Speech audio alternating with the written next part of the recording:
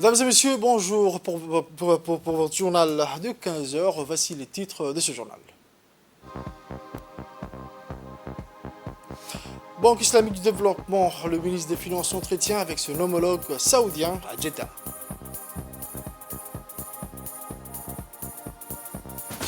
En Somalie, des pluies déluviennes inondent le centre du pays.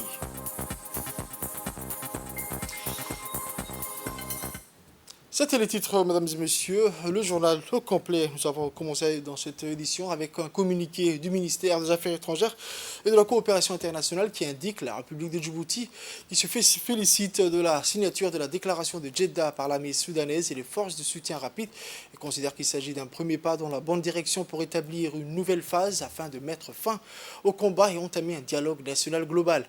La République de Djibouti salue les efforts du Royaume frère d'Arabie Saoudite en coordination avec les États-Unis d'Amérique, en accueillant les délégations de l'armée soudanaise et des forces de soutien rapide dans la ville de Jeddah. La République de Djibouti affirme sa préoccupation constante à la stabilité, à la sécurité, à l'intégrité territoriale et à la souveraineté du Soudan et salue les efforts locaux, régionaux et internationaux pour un cessez-le-feu et la création des conditions d'un dialogue politique impliquant tous les Soudanais pour réaliser les aspirations du peuple soudanais frère, vivre en sécurité et en paix. Djibouti poursuit ses efforts de coordination de positions avec les pays de l'IGAD chargés de la médiation de la crise soudanaise. Je vous disais dans les titres, en marge des assemblées annuelles de la BID, la délégation djiboutienne conduite par son Excellence M. Ilyes Moussa Dawali a une rencontre bilatérale avec le DG du Fonds international de développement de l'OPEP, le Dr Abdelhamid Khalifa, pour discuter de voies et moyens de renforcer les relations bilatérales entre l'OPEP et la République de Djibouti. Le ministre Ilyes Moussa Dawali a remercié sur l'excellence des relations avec l'OPEP, qui est un partenaire de longue date pour le développement des infrastructures à Djibouti. Ensemble, ils ont abordé les voies et moyens pour accompagner Djibouti dans son développement économique et social. Ont participé à cet entretien le secrétaire général du ministère du Budget, M. Simon Mebratou, le directeur exécutif de la BCD, M. Hassan Moussa, le chef de cabinet, M. Hassamir Aden Cher, le directeur général du Fonds de garantie, M. Awad Ahmed Awad, le directeur de la dette, M. Abdurrahman Abdi, M. Ali Mohamed Gadri, directeur du DFE et le consul de Djibouti à Jeddah, M. Mirad. Ensuite, juste après avoir pris part aux assemblées annuelles 2023 du groupe de la Banque islamique du développement, la BID qui s'est ouverte à Jeddah, la délégation djiboutienne conduite par M. Ilyes Moussa Dawali a eu une rencontre bilatérale avec son homologue saoudien, M. Mohamed bin Abdullah Al-Jadan, pour discuter des voies et moyens de renforcer les relations bilatérales entre les deux pays frères. Le ministre Ilyes Moussa Dawali a insisté sur l'excellence des relations entre le serviteur des deux saintes mosquées, président du Conseil des ministres, le président de la République, son Excellence M. Ismaël Marguilé et nos deux peuples, et le roi Salman bin Abdelaziz Al Saoud. Ensemble, ils ont abordé plusieurs points concernant le développement économique et social de Djibouti, la situation régionale, notamment le Soudan. Le ministre Ilyes Moussa Dawali a présenté à son homologue saoudien l'initiative Corne de l'Afrique pour la Corne d'Afrique regroupant les pays de la région.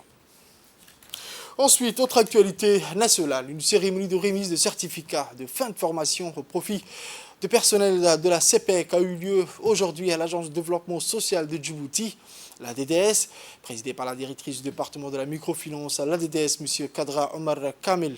La cérémonie a vu la participation de représentants de la Banque centrale de Djibouti, des représentants de la Caisse populaire d'épargne et de crédit de Djibouti.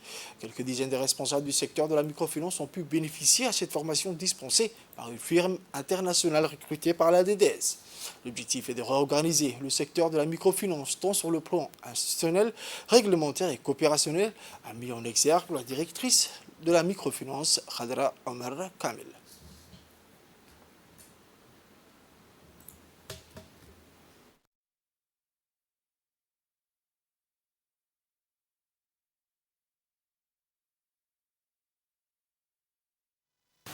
L'objectif est de réorganiser le secteur de la microfinance sur le plan institutionnel, réglementaire ainsi qu'opérationnel. Pour cela, les experts ont dressé un diagnostic du secteur de la microfinance classique et islamique, ensuite proposé un plan d'action. Dans le cadre de ce plan d'action, pour la microfinance classique, le plan d'action prévoit 2 phases. Une première phase de redressement sur 3 ans et une deuxième phase qui prévoit la mise en place d'une fêtière. Pour la microfinance islamique, il a été proposé un schéma institutionnel sous forme de société. Tout cela n'a pas pu être fait sans le soutien de la Banque africaine de développement, qui travaille avec nous depuis la création du secteur de la microfinance. Aussi, la volonté de notre gouvernement est de rendre le secteur de la microfinance viable, professionnel, à l'instar de tous les pays.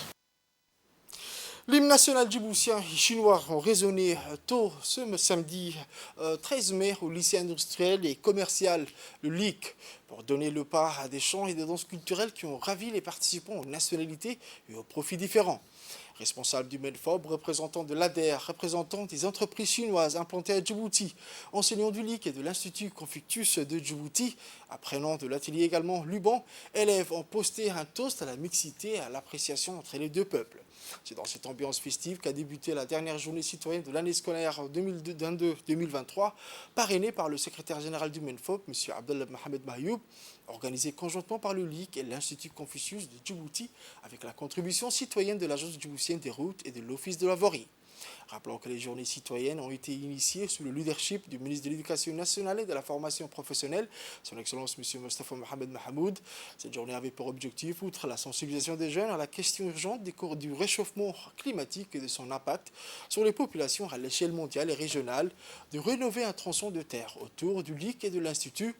M. Abdi Jama, proviseur de l'IC, s'est dit satisfait du déroulement de ces activités initiées de manière collaborative et également il a salué vivement les efforts et contributions des uns et des autres. Il espère vivement que cette journée ouvrira la voie à d'autres initiatives citoyennes. Les directrices de l'Institut dont le rôle est de promouvoir l'amitié sino-djiboutienne et faciliter les échanges. Madame Ron Siad, Haji Ismail et Zhu Yanhu ont vivement exhorté la jeunesse à s'engager davantage pour le développement durable, devenir acteurs et citoyens soucieux de l'avenir de la planète, notre patrimoine commun.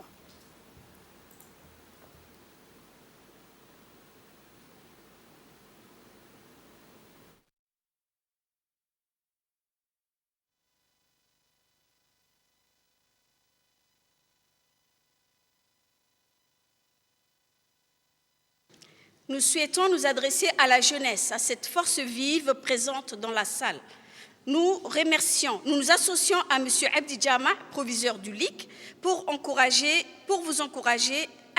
à vous engager activement pour le développement, à devenir acteurs et artisans du changement dans votre communauté. Citoyen mondial soucieux de la planète, conscient de la crise climatique sans précédent que connaît le monde et réfléchir à des solutions durables. Nous souhaitons vous voir davantage en première ligne dans des journées telles que celle-ci pour sensibiliser, informer, pour protéger la planète qui est notre maison commune. Nous remercions tous les participants pour cette journée que nous avons intitulée « Agir ensemble pour améliorer notre cadre de vie ». Merci infiniment à toutes et à tous. Nous allons écouter un extrait de l'intervention de l'inspecteur. On écoute. Bonjour. L'Institut Confucius de Djibouti organise cette journée citoyenne avec l'IC. Et cette fois-ci, grâce à l'Institut Confucius de Djibouti, la communauté chinoise a activement participé pour la première fois. Et aujourd'hui, je suis très contente de voir beaucoup de jeunes ont fait leur contribution à cette journée. Et la protection de l'environnement, c'est une préoccupation très importante pour tous les citoyens mondiaux, d'après moi. Donc j'espère qu'on aura un meilleur cadre de vie grâce à la contribution de tout le monde. Je vous emmène au nord où le complexe Al-Rahma à Obok a organisé avant-hier une cérémonie dédiée à la clôture des activités scolaires de l'année scolaire 2022-2023.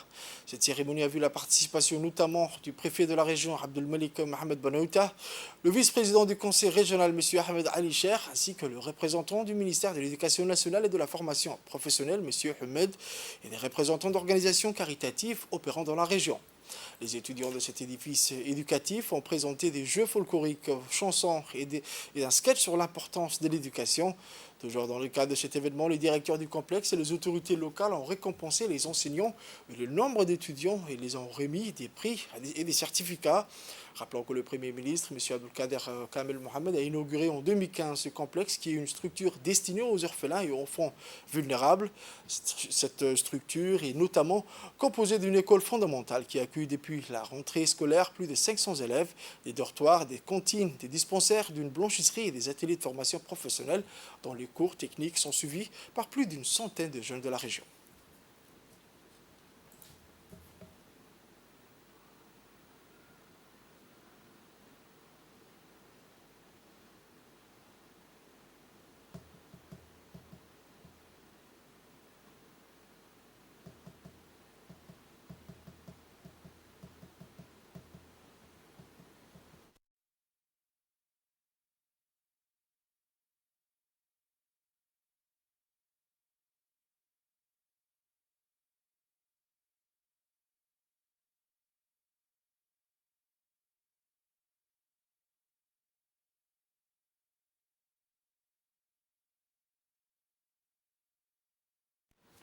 Nous allons écouter l'intervention de l'inspecteur de l'éducation nationale. Ce n'est pas pour rien que l'école Al-Rahma enregistre chaque année, je le dis bien chaque année, le meilleur résultat, le taux le plus élevé de réussite en 5e année. Les élèves de l'école Al-Rahma également font partie des lauréats des différents concours qui sont organisés au niveau national. Ils représentent la région de Bok. Même maintenant, pour les grands concours organisés par le ministère de l'Éducation nationale et de la formation professionnelle, nous avons des élèves de l'école Rahma qui font partie des lauréats et qui vont se rendre vendredi pour participer au concours, au grand concours à Djibouti, samedi prochain. Donc je voudrais rappeler ici que les écoles bilingues sont des initiatives lancées par le président de la République, son Excellence M. Ismaël Omar Guelleh, pour permettre aux futures générations de s'exprimer, de communiquer, en plus de français, en arabe et en anglais. Ce sont les langues parlées dans les pays limitrophes, les pays voisins, et pour que les futures générations puissent pleinement contribuer au développement du pays, donc que ce soit sur le plan économique, politique et social. Comme disait tout à l'heure un jeune dans un poème en afar, la région d'Obok, attendez-vous que vous soyez des médecins, attendez-vous que vous développiez votre région et que vous contribuiez non seulement au développement de la région de Bok, mais aussi au développement du pays dans son ensemble. De son côté, le préfet de la région d'Obok a remercié la direction du complexe Al-Rahma pour les efforts considérables qu'elle a déployés depuis l'ouverture de cet édifice en 2015 afin d'éduquer les enfants de la région en saluant le niveau intellectuel et culturel des étudiants. Abdelmalik Mohamed Bonaït a également salué les activités de l'ONG Rahma à travers de son bureau régional visant à améliorer les conditions de vie des groupes les plus démunis, en particulier les orphelins. Ce complexe a contribué efficacement aux efforts du ministère de l'Éducation nationale et de la formation professionnelle afin de fournir une éducation de qualité aux enfants de la région.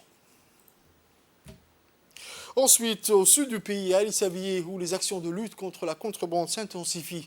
Cette fois-ci, la brigade de la douane d'Ali Sabié, en collaboration avec les éléments de la brigade de la gendarmerie d'Ali Sabié, ont intercepté à proximité périphérique du secteur de la ville d'Ali Sabié une importante quantité de marchandises de contrebande. La marchandise saisie dernièrement à cette occasion était composée des 50 colis de khat dont le poids total a été estimé à 5200 kg de khat, de boissons non alcoolisées, des sirops, des médicaments, des produits cosmétiques cosmétiques et autres. Des importations dont l'État ne perçoit aucune taxe. D'ailleurs, ce sont des produits transportés par des trafiquants sans scrupules qui contournent souvent les postes frontaliers partout sur le territoire national. Et cela représente une menace réelle pour l'économie des services de notre pays, du fondement étatique, a-t-il déclaré M. Mohamed Moumen Hassan, le chef de la douane locale. Selon la procédure standard en vigueur, cette quantité a été détruite sur place en présence du chef de la brigade de la douane d'Ali-Sébié, M. Mohamed Moumen Hassan. Toujours dans le cadre de la lutte contre la contrebande et les produits illicites, c'est dans la circonscription de Yoboki, notamment à Galafi, que les éléments de la douane de Galafi, en collaboration avec l'armée frontalière et de la police nationale, ont intercepté une quantité importante de khat en provenance de l'Éthiopie. Ces derniers ont intercepté 15 colis de khat de 50 kg le sac, soit 750 kg. Après la saisie, la séance de la destruction de ces khat a eu lieu sur place et a pris feu.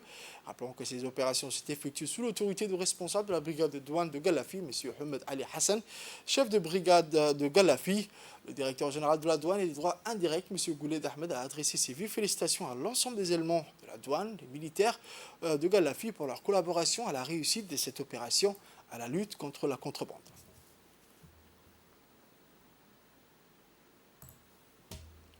Pour les actualités internationales, je vous disais dans les titres, depuis quelques jours, des scènes d'inondation sont fréquentes dans le centre de la Somalie. Dans la ville de Beledweyne, le débordement d'un cours d'eau suite aux intempéries a poussé des milliers de personnes à abandonner leur domicile. Selon l'ONU, les dégâts matériels considérables touchent aussi des marchés et des hôpitaux. Ces précipitations fréquentes pendant la saison de pluie qui court d'avril à juin apportent cependant un certain soulagement dans d'autres régions du pays qui souffrent d'une des plus graves sécheresses que la Somalie ait connue. La Corne de l'Afrique est l'une des régions les plus vulnérables au changement climatique, avec des crises de plus en plus fréquentes et intenses. Autre actualité internationale, la Banque centrale d'Éthiopie a délivré jeudi l'opérateur kényan de télécom Safaricom la première licence de transfert d'argent par téléphone mobile accordée à un opérateur étranger dans ce pays où le secteur bancaire est 100% éthiopien, ont annoncé l'institution et l'entreprise Safaricom Ethiopia s'est vue attribuer en 2021 la seconde licence de téléphonie mobile en Éthiopie, aux côtés de l'opérateur historique et 100% public Ethio Telecom. L'opérateur a mis progressivement son réseau en service depuis 2022 dans le deuxième pays le plus peuplé d'Afrique. À l'occasion du lancement de ses services à Addis Abeba, en octobre, Safaricom Ethiopia avait annoncé avoir conclu un accord avec le gouvernement éthiopien pour obtenir cette licence de mobile money. Safaricom Ethiopia ajoute prévoir de lancer ses services financiers via mobile au deuxième semestre 2023. Safaricom affirme qu'il est utilisé par 51 millions de personnes de 7 pays africains. Dans son dernier rapport financier, Safaricom estime que M-Pesa contribue à près de 40% de ses bénéfices. C'est la fin de ce journal, mesdames et messieurs. Merci à vous de l'avoir suivi. Restez avec nous pour la suite du programme sur Télé Djibouti.